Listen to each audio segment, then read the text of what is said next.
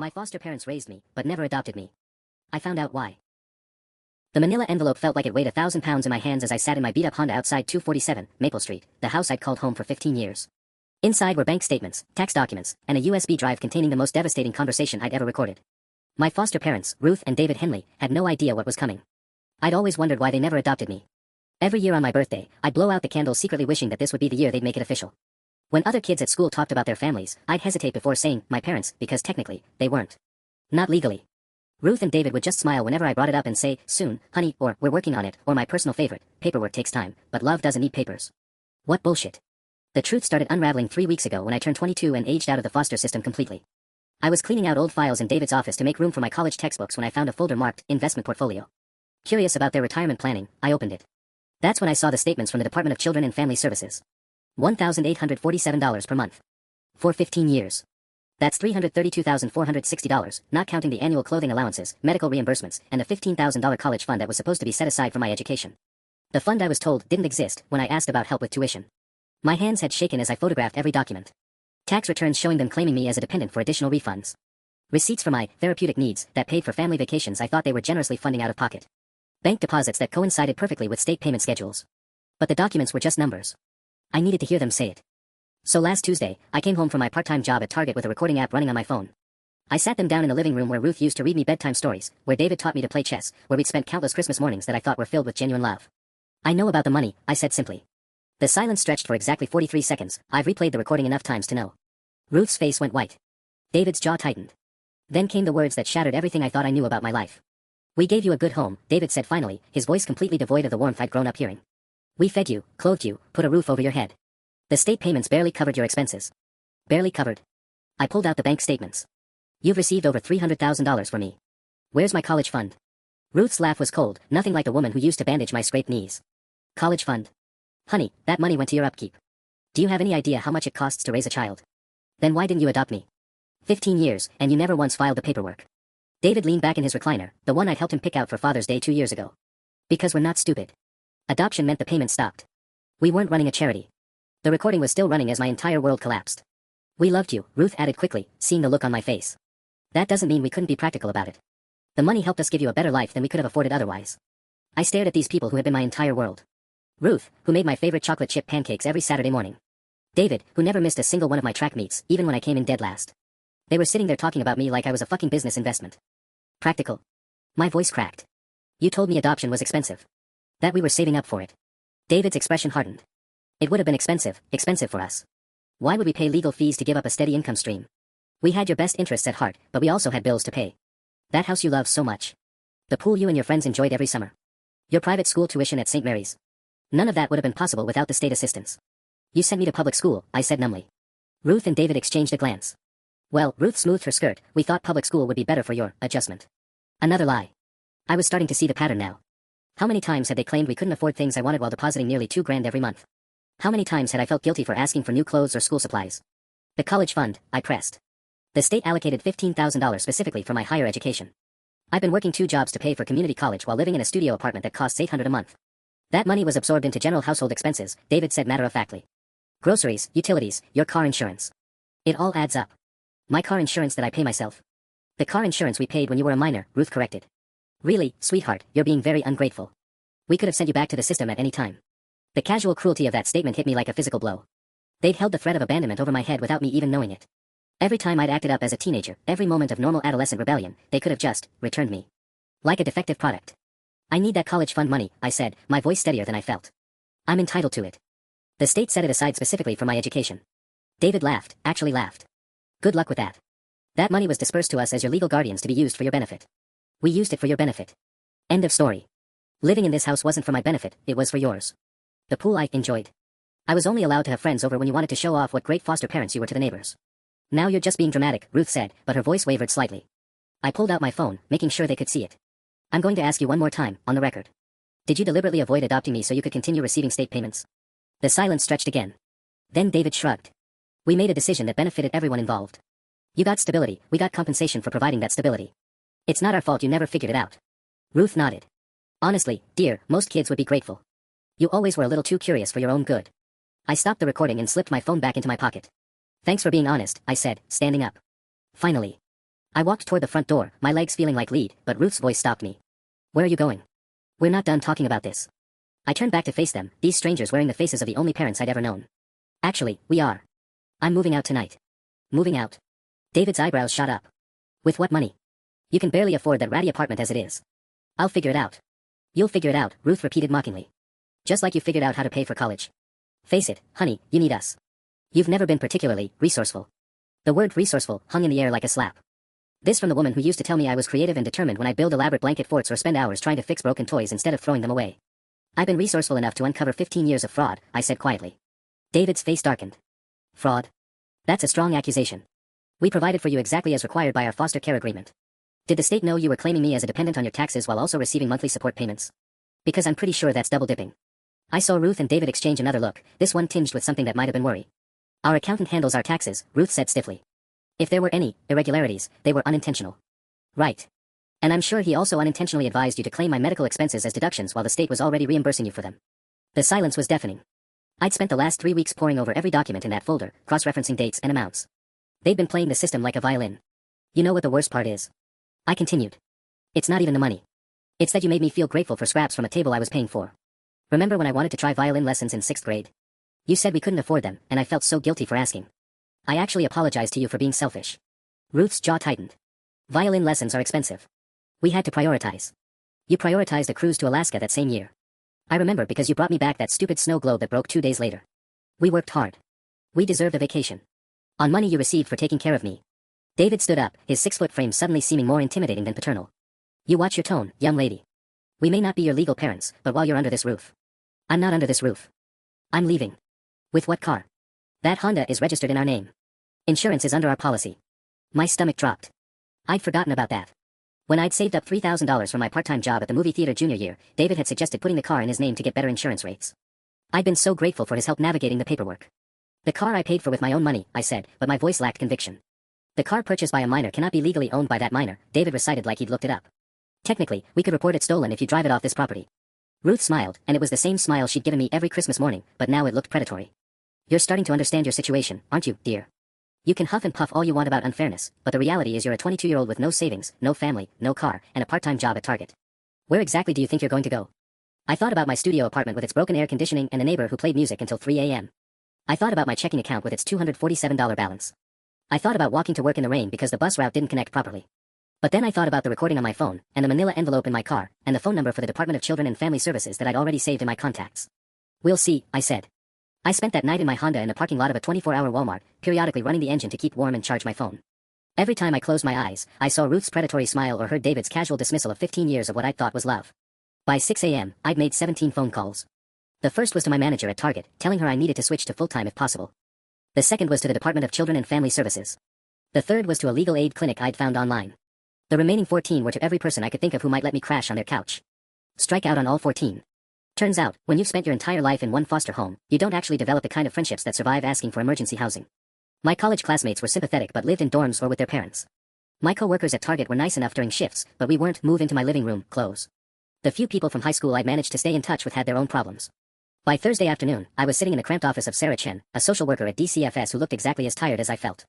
She'd listened to my recording twice, examined copies of the financial documents, and spent 45 minutes on the phone with her supervisor. This is complicated, she said finally, rubbing her temples.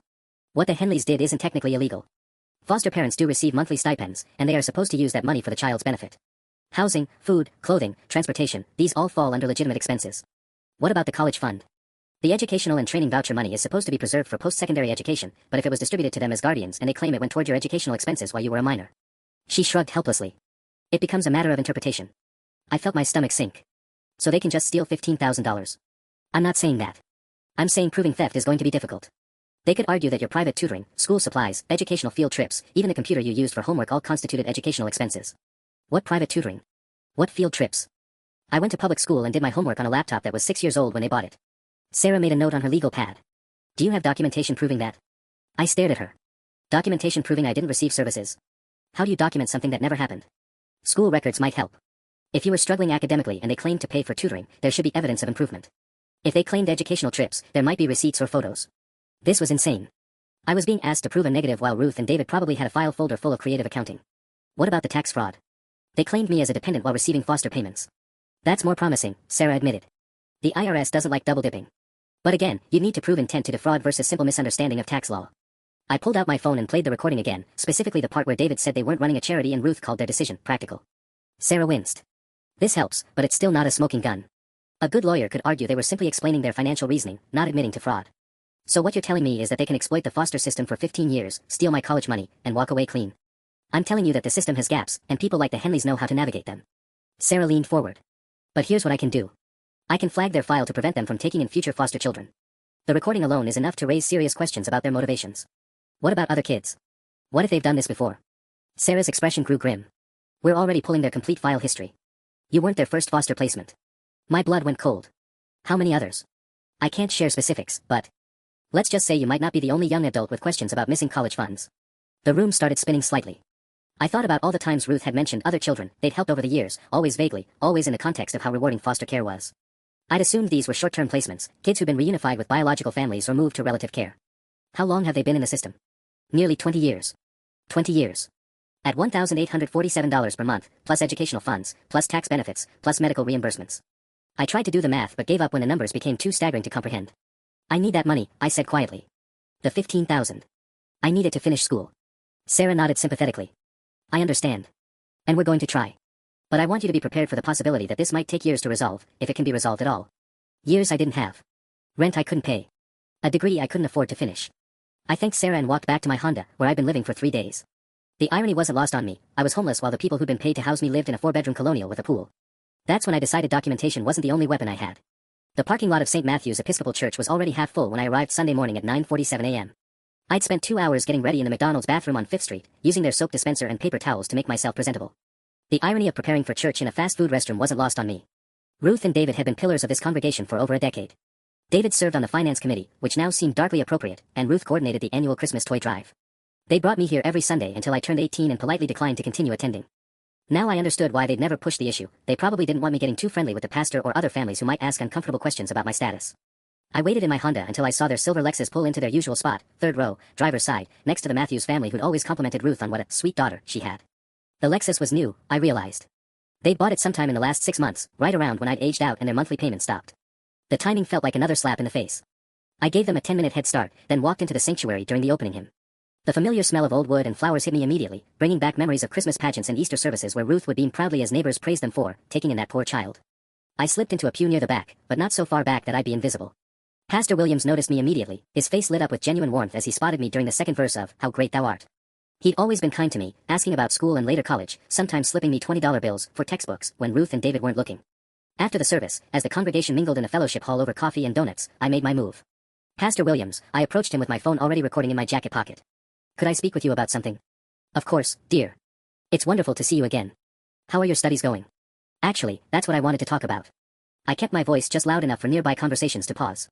I've discovered some troubling information about my foster care situation. Pastor Williams' expression shifted to concern. Oh. What kind of information? Well, I found out that Ruth and David have been receiving nearly $2,000 a month from the state for my care, plus additional funds for my education. But they told me, and apparently others, that they were supporting me out of their own generosity. The conversations around us had definitely stopped now. Margaret Chen, who ran the women's Bible study, took a small step closer. Tom Rodriguez, who'd served on the finance committee with David, suddenly looked very interested in his coffee cup. I'm not sure I understand, Pastor Williams said carefully. They've received over $300,000 in state payments over 15 years, but they told everyone they were providing for me as an act of Christian charity. They even accepted donations from the congregation for my needs on several occasions. Margaret's eyes widened. Donations? I nodded, warming to my theme. Remember the collection you organized my junior year for my school expenses? That raised almost $800. But the state was already covering all my educational costs plus providing additional funds that Ruth and David kept for themselves. Now wait just a minute. David's voice cut through the growing murmur of conversations.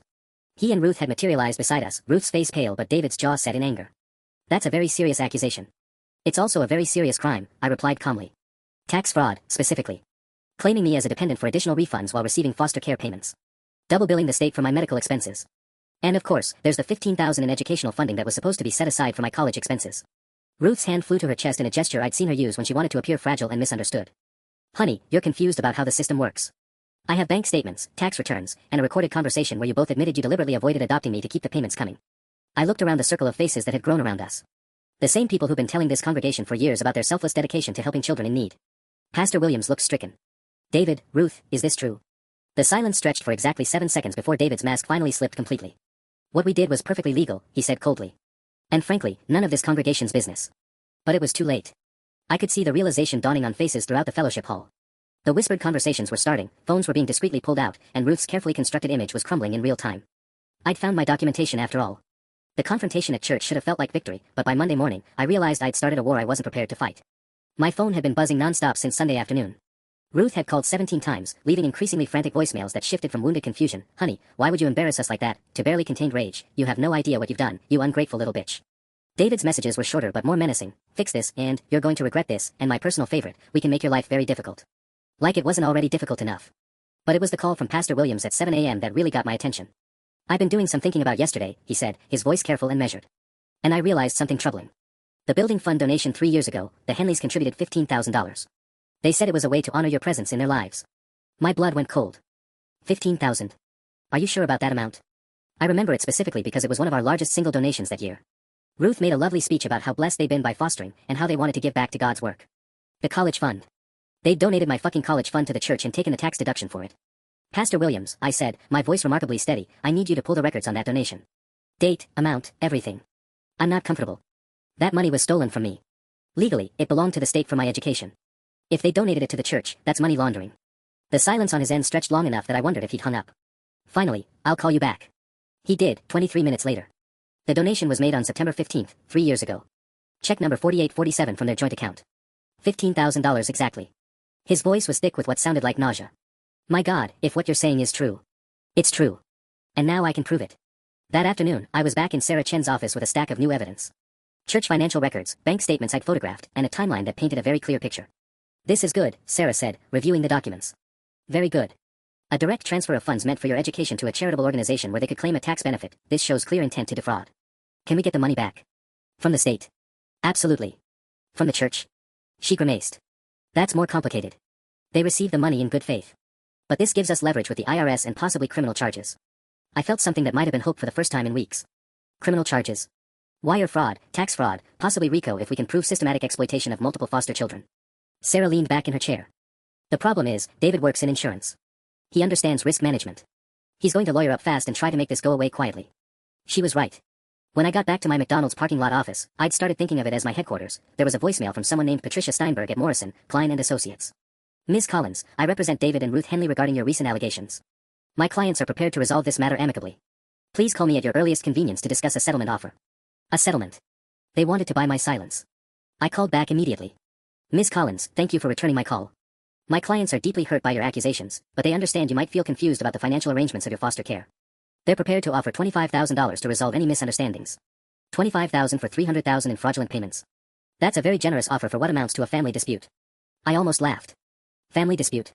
They literally told me I was a business investment. "I have it recorded." Patricia's voice remained smooth. "Recordings made without consent aren't admissible in court in this state. And frankly, Ms. Collins, my clients are concerned about your mental health. The stress of aging out of foster care can cause significant emotional disturbance. They're willing to help with counseling costs as part of the settlement." The gaslighting was breathtaking. Even through their lawyer, they were trying to make me question my own sanity. "Counteroffer," I said. "Full restitution of the education fund, plus interest, plus punitive damages, plus a full confession to the state." "I'm afraid that's not possible. But we could potentially go as high as $35,000, provided you sign a comprehensive non-disclosure agreement." I hung up. They were scared. Good. But as I sat in my Honda that night, I realized something that chilled me to the bone. In all their offers to resolve this amicably, they'd never once denied what they'd done. They just wanted to make sure I couldn't prove it. The breakthrough came from the most unlikely source, Margaret Chen from the Women's Bible Study. She found me Tuesday evening in the McDonald's parking lot where I'd been essentially living for over a week. I was hunched over my laptop, running off their Wi-Fi and trying to organize my evidence into something coherent, when she tapped on my passenger window. "Honey, can we talk?" I let her into the Honda, embarrassed by the pile of clothes in the back seat and the smell of fast food that had become my constant companion. "Pastor Williams told me about the donation," she said without preamble. "But there's something else you need to know. My daughter Amy was in your class at school, remember? She used to come over sometimes." I nodded. Amy Chen had been one of the few kids Ruth actually encouraged me to befriend, probably because Margaret was so involved in church activities. "Amy always wondered why you never had spending money. She'd invite you to movies or the mall, and you'd always say your parents were being careful with expenses. But David and Ruth drove luxury cars and took those expensive vacations every year." Margaret's hands twisted in her lap. It never made sense. "There's more, isn't there?" Margaret reached into her purse and pulled out a manila folder that looked remarkably similar to the one currently sitting on my dashboard. "I serve on the church financial committee. Have for 8 years.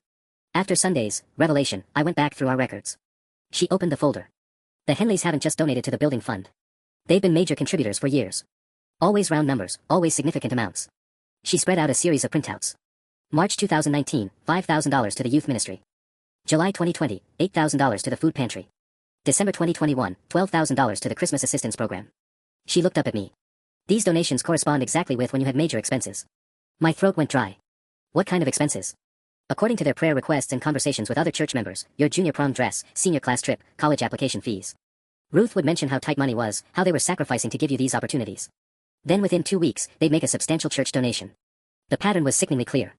They'd been getting reimbursed by the state for my expenses, then turning around and donating money to the church for tax deductions while building their reputation as generous, sacrificial foster parents. How much total? Margaret's expression was grim. Over the past 5 years alone. $68,000. I stared at the numbers until they blurred. They were running a fucking money laundering operation through the church. That's what I'm afraid of. Margaret pulled out another sheet. I also looked at their tithing patterns. They consistently give exactly 10% of their income, but their income according to the church records is significantly higher than what someone in David's position should be making. Because they were counting the foster payments as income but not reporting them properly to the IRS. Exactly. And here's the really damning part, their donations always spike in December, right before tax season. Last year alone, they gave $22,000 in December donations. I did the math quickly. December was when the state disbursed annual educational supplements and clothing allowances. They'd been systematically converting state funds into tax-deductible charitable donations. Margaret, why are you showing me this? She was quiet for a long moment, staring out at the McDonald's parking lot where I'd been sleeping in my car like some kind of vagrant. Because 20 years ago, my sister was a teen mother who couldn't keep her baby. She placed him with a foster family who promised to love him and eventually adopt. Margaret's voice cracked slightly. They kept that boy for 6 years, telling my sister they were waiting for the right time to finalize the adoption. When he turned 7 and the monthly payments decreased due to his age, they suddenly decided he had behavioral issues and sent him back into the system. Jesus. He aged out at 18 with nothing. No family, no support, no college fund that had supposedly been set aside for him. She turned to look at me directly. I won't let that happen to another child. Not in my church, and not on my watch. Margaret reached into her purse again and pulled out a business card. My nephew is an investigative journalist for the Herald. He specializes in government fraud cases. She pressed the card into my hand. His name is Danny Chen. I already called him. He's very interested in your story. I looked at the card, Daniel Chen, senior reporter, government accountability. There was a cell phone number written on the back in Margaret's careful handwriting. He can protect you. He can make sure your story gets told properly. And he has resources for investigation that you don't. Margaret gathered up her papers. But honey, once you call that number, there's no going back. This won't be a quiet settlement anymore. This becomes a public reckoning. I thought about the recording on my phone, about Ruth's predatory smile and David's casual cruelty. I thought about sleeping in parking lots while they lived in their 4-bedroom house bought with money meant for my care. I thought about other kids like Margaret's nephew, discarded when they stopped being profitable. Good, I said, and dialed the number. Danny Chen met me at a 24-hour diner on Wednesday at 2 a.m., the only time that worked around his deadline schedule and my increasingly paranoid sleep patterns. I'd started moving the Honda to different parking lots each night after noticing the same black SUV in 3 different locations where I'd been staying. You're being followed? Danny asked, sliding into the cracked vinyl booth across from me. He was younger than I'd expected, maybe 30, with the kind of intense energy that made me think he drank too much coffee. I think so. David works in insurance, he has access to databases, tracking tools. And yesterday I got a call from my bank saying someone had tried to access my account with my social security number. Danny's eyebrows shot up. Did you report it? To who? The cops.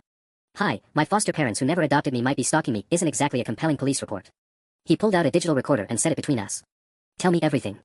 Start from the beginning. For the next 3 hours, I walked him through the whole story. The documents, the recordings, Margaret's financial analysis, even the church donations. Danny took notes in shorthand, occasionally asking for clarification on dates or amounts. This is bigger than just the Henleys, he said finally. If they've been doing this for 20 years, and if other foster families are using similar schemes. He trailed off, calculating. We could be looking at millions in fraudulent payments statewide. Can you prove that? I can try. I have contacts at DCFS, and there are public records I can access. Danny leaned forward.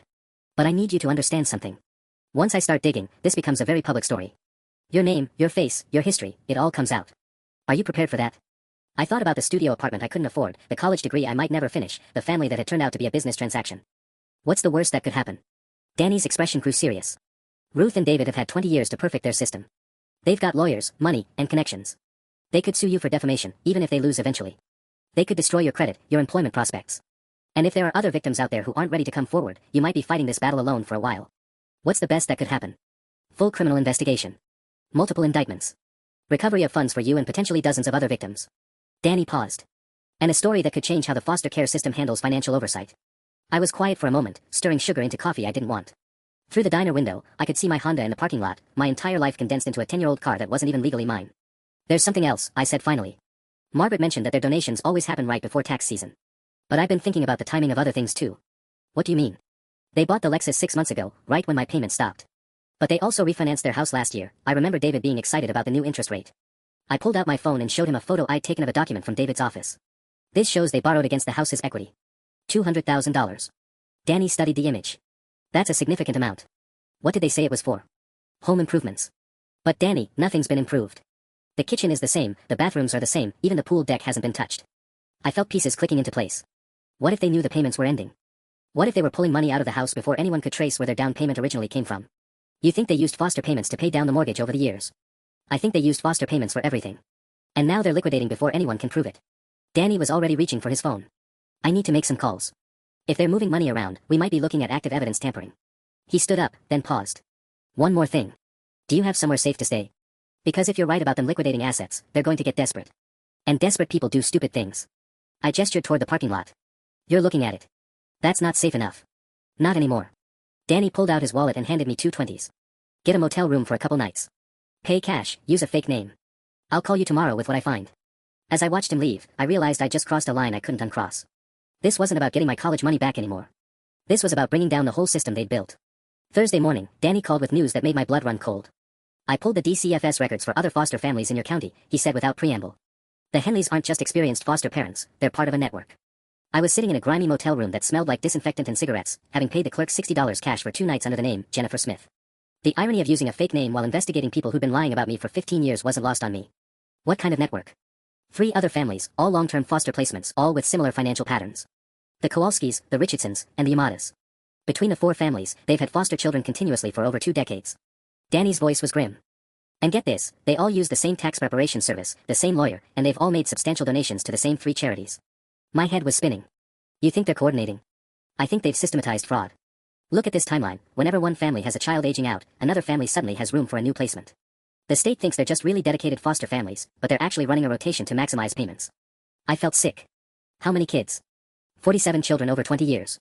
And that's just the long-term placements. Danny paused. I found something else. David Henley sits on the board of the Foster Care Advocacy Coalition, the nonprofit that advises the state on foster care policy. He's literally helped write the rules he's been breaking. The scope was staggering. This wasn't just about me or even just about the Henleys. They were part of an organized system that had been exploiting vulnerable children for profit while positioning themselves as advocates and community pillars. Danny, I think they know you're investigating. Yesterday I got a call from someone claiming to be from my college's financial aid office, asking about my family situation and whether I'd been spreading false information about my funding sources. That's not good. What did you tell them? Nothing, because I called the real financial aid office afterward. They said no one from their department had called me. I paced the small motel room. Someone's trying to figure out what I've said and to whom. Or they're trying to sabotage your college enrollment. If you can't finish school, you look less credible as a witness. The thought hadn't occurred to me, but it made perfect sense. Discredit the victim, question their motives and stability. There's more, I continued. I checked my credit report this morning. Someone's been monitoring it regularly for the past 6 months. Like, multiple inquiries per month. Danny swore under his breath. They've been tracking your financial situation. Probably waiting to see if you'd figure out the missing college fund. Why would they care? If what they did was legal like they claim. Because it wasn't legal, and they know it. And now they know that you know it. Danny's voice grew urgent. Listen to me carefully. Don't go anywhere alone, don't meet with anyone claiming to represent lawyers or government agencies without verifying their identity first, and for God's sake, don't go back to that house. I wasn't planning to. Good. Because I just got off the phone with Sarah Chen at DCFS. She tried to schedule a follow-up interview with the Henleys about your case, and their lawyer informed her that Ruth has been hospitalized for stress-related heart palpitations and David is too distraught to speak with investigators. I laughed bitterly. Let me guess, they're suddenly the victims in all this. It gets better. The same lawyer filed a restraining order request against you this morning, claiming you've been harassing them with false accusations and they fear for their safety. The motel room suddenly felt smaller. Can they do that? They can try. The hearing's set for Monday. Danny's voice hardened. But here's what they don't know, I've been in contact with 2 other former foster children from their network.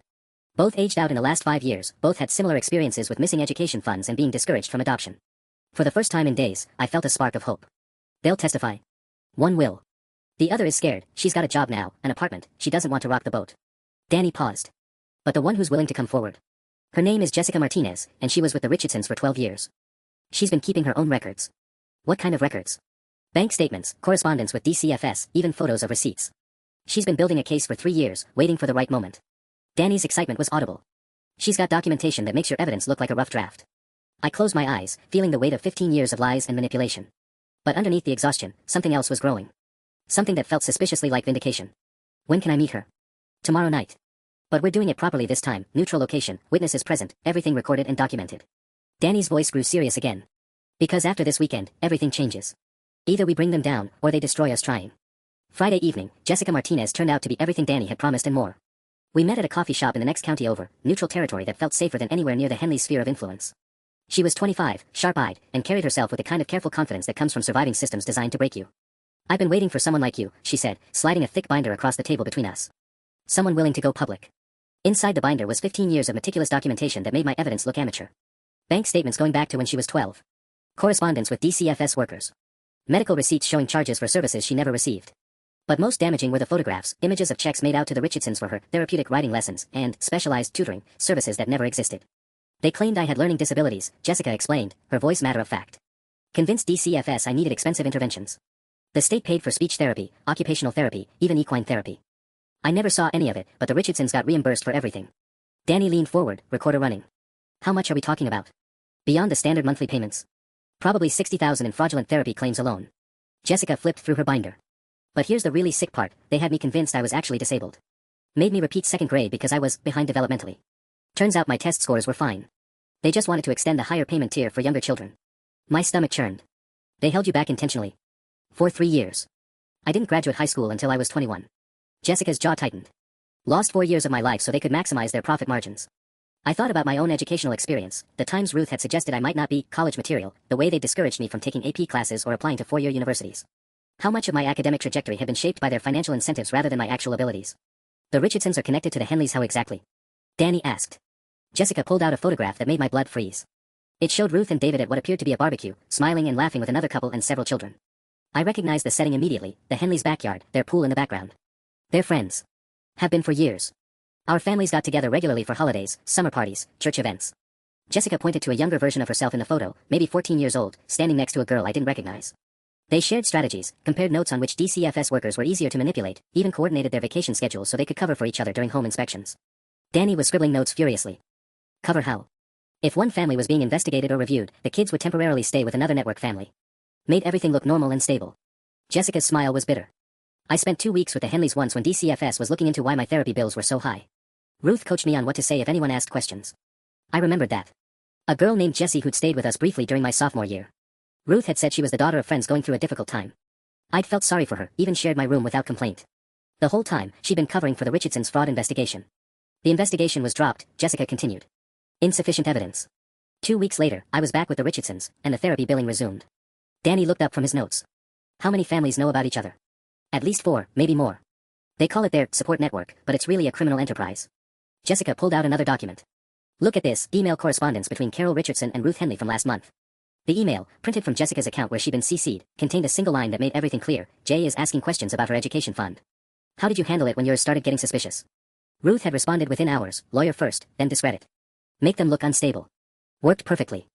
I stared at the printout, seeing my entire situation laid out as a tactical discussion between criminals comparing notes. "They've done this before," I said numbly. "Multiple times."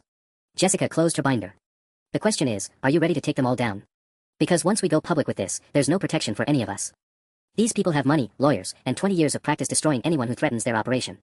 I looked around the coffee shop at families laughing over dinner, couples on dates, college students studying for exams.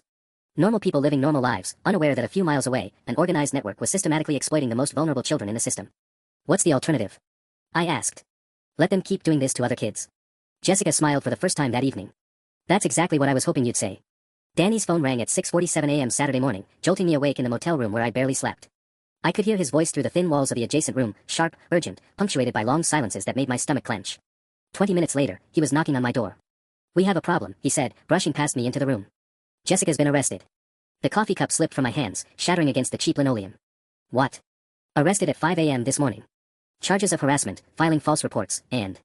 Danny consulted his notes, attempting to extort money from the Richardson family. I stared at him, my brain struggling to process what he was saying. "That's impossible. She has documentation.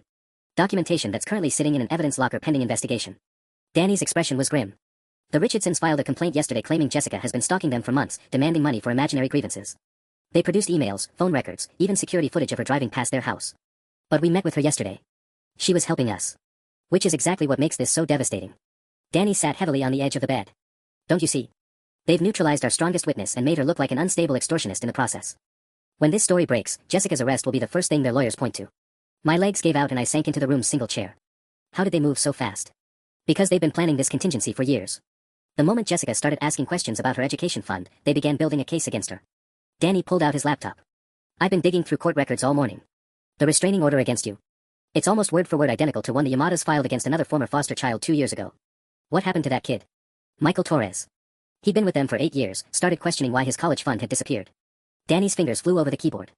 The Yamadas accused him of threatening them, produced evidence of erratic behavior, convinced a judge he was dangerous. Michael spent 6 months fighting the charges before they were dropped. But they were dropped after he'd lost his job, his apartment, and any credibility he might have had. By the time the truth came out, he was homeless and battling depression. No one wanted to hear his story anymore. The pattern was becoming sickeningly clear. They didn't just steal money, they destroyed anyone who tried to expose them. Danny, what if Jessica was set up yesterday? What if they knew about our meeting? He looked up from his laptop, alarm crossing his features. What do you mean? The coffee shop was her suggestion. What if she let us there knowing they'd have surveillance? What if the whole thing was designed to get us on record collaborating in what they're calling extortion? Danny's face went pale. Jesus. If you're right, then every word we said is being used against us right now. He started pacing the small room. They could claim you and Jessica were coordinating false accusations, that you coached each other on fabricating evidence. My phone buzzed with a text from an unknown number, meeting tonight. 8 p.m. Riverside Park, south entrance. Come alone or face consequences. Time to end this, I showed Danny the message, my hands shaking. That's it, he said firmly. We're calling the police right now. And tell them what? That my former foster parents sent me a vaguely threatening text. The same foster parents who have a lawyer claiming I'm unstable and harassing them.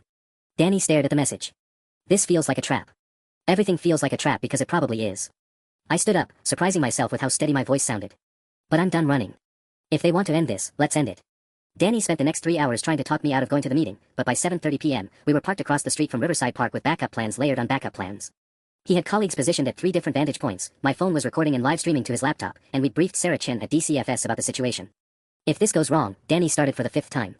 It's already wrong, I cut him off. But maybe wrong in our favor for once. I walked through the south entrance at exactly 8 p.m., my phone recording in my jacket pocket and a backup device clipped inside my bra. The park was mostly empty except for a jogger in the distance and an elderly man walking his dog near the pond. David was waiting alone on a bench near the playground, and for a moment, he looked exactly like the father I'd grown up believing he was. Same khakis, same polo shirt, same wire-rimmed glasses. If I hadn't known better, I might have run to him like I had when I was 8 and he'd pick me up from school. Thank you for coming, he said as I approached, his voice carrying that familiar warmth that now made my skin crawl. Where's Ruth? Home. She's not handling this well. David gestured for me to sit beside him, but I remained standing. This has all gotten very out of hand. You mean your 20-year fraud operation getting exposed? David sighed, the sound heavy with what might have been genuine sadness. You think you understand what happened, but you don't. The system is broken, sweetheart. Do you know how many foster children never find permanent homes? How many age out with nothing? I aged out with nothing because you stole everything I was supposed to have. We gave you 15 years of stability. A good home, education, opportunities. His voice took on the patient tone he'd used when explaining why I couldn't have things I wanted as a child. Yes, we received compensation. But we earned every penny providing for you. I pulled out my phone and played Jessica's recording of the email chain. Ruth's voice filled the evening air, lawyer first, then discredit. Make them look unstable. Worked perfectly. David's composure cracked slightly. Jessica Martinez is mentally ill. She's been harassing multiple families. Jessica Martinez has 15 years of documentation proving systematic fraud. Just like Michael Torres had documentation. Just like I have documentation. I stepped closer. How many others are there, David? How many kids have you and your network destroyed? For a moment, something flickered across his face that might have been shame. Then his expression hardened into something I'd never seen before. You have no idea what you're dealing with. His voice dropped to barely above a whisper. Ruth and I have been pillars of this community for 20 years. We have friends in DCFS, in the court system, in law enforcement. You're a foster kid with a history of behavioral problems and a grudge against the people who raised you. What behavioral problems? I was on honor roll. According to whose records? School files can be amended. Especially when concerned parents report ongoing issues at home. David's smile was cold. Did you know we still have copies of all your psychological evaluations from when you were younger? Very concerning patterns of lying, attention-seeking behavior, difficulty forming appropriate attachments. My blood went ice cold. Those evaluations don't exist. I never saw any therapists. Court-ordered therapy from ages 8 to 12. Very thorough documentation of your troubled adjustment to our home. David reached into his jacket and pulled out a manila folder. Amazing how memory can be unreliable, isn't it? He handed me the folder, and my hands shook as I opened it. Inside were dozens of psychological reports, behavioral assessments, and therapy notes spanning 4 years. All describing a deeply disturbed child with severe emotional problems and a tendency toward fabricating stories for attention. All completely fictional. All bearing my name and detailed enough to convince anyone who hadn't lived through those years. 20 years of practice, sweetheart, David said softly. We've gotten very good at covering our tracks. That's when I realized Danny was right. This wasn't just a meeting. This was my complete destruction, carefully planned and perfectly executed. And I'd walked right into it. The fake psychological records felt like they were burning my hands as I stared at page after page of fabricated documentation. Each report was meticulously detailed, describing incidents I'd never experienced and behaviors I'd never exhibited. But the signatures looked legitimate, the letterheads authentic, even the case numbers followed proper formatting. Dr. Patricia Vance, I read aloud from one of the therapist's signatures. I've never heard of her. Retired now, unfortunately. Moved to Florida about 5 years ago. David's voice carried mock sympathy. But her records are all properly filed with the state licensing board. Very thorough woman. She was quite concerned about your tendency to create elaborate fantasies about mistreatment. I flipped through more pages, feeling sicker with each one. Reports describing me as prone to attention-seeking fabrications and unable to distinguish between perceived slights and actual abuse. One evaluation from when I was supposedly 10 years old detailed how I'd invented stories about financial improprieties when I'd simply asked why we couldn't afford a class field trip. These are completely fake, I said, but my voice sounded weak even to myself. Are they? Can you prove that? Do you have any documentation from your childhood to contradict them? David leaned back against the bench. What about school counselor notes corroborating your behavioral issues? Oh wait, those exist too. He pulled out another folder, this one containing what appeared to be correspondence between Ruth and my elementary school guidance counselor, discussing my concerning tendency to make false accusations against authority figures. Mrs. Henderson retired 8 years ago, David continued conversationally. Such a dedicated woman. She kept meticulous records about troubled children who needed extra support. The scope of their preparation was staggering. They hadn't just been stealing money, they'd been building a comprehensive false history to destroy my credibility if I ever spoke out. How long have you been planning this? Since the day you moved in with us. David's mask finally dropped completely. Did you really think we'd spend 15 years investing in you without protecting our investment? Every foster parent in our network has similar documentation on their children. It's just good business. My phone was still recording, but I realized it didn't matter anymore. Who would believe my evidence against this mountain of official-looking documents? David was right, they'd had 20 years to perfect their system. What do you want from me? Full retraction of all accusations. Public apology for spreading false information about your loving foster family. Withdrawal of all complaints to DCFS and any other agencies. David's voice was matter-of-fact. In exchange, these psychological records stay sealed, and we won't pursue defamation charges against you. And if I refuse? David gestured to the folders. These get submitted to every agency investigating us, along with testimony from Dr. Vance and Mrs. Henderson about their concerns regarding your mental health. We present evidence of your recent erratic behavior, living in your car, stalking us at church, coordinating with known extortionist Jessica Martinez. He paused, letting that sink in. By the time we're done, you'll be lucky if anyone believes you about what you had for breakfast, let alone complex financial fraud. David stood up, straightening his jacket. You have until Monday morning to decide. The restraining order hearing is at 9 a.m. Come prepared to apologize publicly, or come prepared to be destroyed. As he walked away, I remained frozen on the bench, surrounded by the documentation of a childhood that had never happened but looked more official than any evidence I possessed. My phone buzzed with a text from Danny, *, you okay? You've been in there for 45 minutes, *. 45 minutes. It had felt like a lifetime, but apparently watching your entire case collapse only takes 3/4 of an hour. I looked down at the folders in my lap and realized David had made one crucial mistake. He'd given me their playbook. I spent Saturday night in the motel room surrounded by David's fabricated psychological records, but instead of despair, I felt something I hadn't experienced in weeks, clarity. They'd made a mistake showing me their hand, and now I could see exactly how they'd been operating. By Sunday morning, I had a plan. I called Danny at 7 a.m. I need you to contact Dr. Patricia Vance in Florida. The retired therapist whose signature is all over these fake reports. Why? If she's part of their network. Because I don't think she is. I spread the documents across the motel bed. Look at the dates on these evaluations. March 2008, July 2009, December 2010. But David said she retired 5 years ago, which would be 2018. Danny was quiet for a moment. You think they forged her signature? I think they're using real therapists who can't contradict them. Dead or retired professionals whose licenses are inactive but still show up in state databases. I felt pieces clicking together. It's the perfect cover, official-looking documents with signatures from people who can't be easily contacted for verification. That's actually brilliant. And completely illegal. Get me her phone number. If she's really retired in Florida, she'll have no idea her name is being used to fabricate child psychological records. While Danny worked his contacts, I made another call that had been nagging at me since yesterday. Mrs. Henderson. This is going to sound strange, but this is Emma Collins. I was a student at Riverside Elementary about 12 years ago. The voice on the other end was warm but confused. Emma. I'm sorry, dear, but I think you have the wrong person. I've never worked at Riverside Elementary. My heart started racing. You're not a school counselor. Goodness no. I was a librarian at the county system for 30 years before I retired. Never worked with individual students in a counseling capacity. I thanked her and hung up, then immediately called Riverside Elementary. Hi, I'm trying to verify employment records for a Mrs. Henderson who worked as a guidance counselor there around 2008 to 2010. Let me check our archives, the secretary said. After a few minutes, I'm not showing any guidance counselor by that name during those years. Our counselor from 2005 to 2012 was Mr. James Rodriguez. He's actually still here if you'd like to speak with him. Actually, yes. Could you transfer me?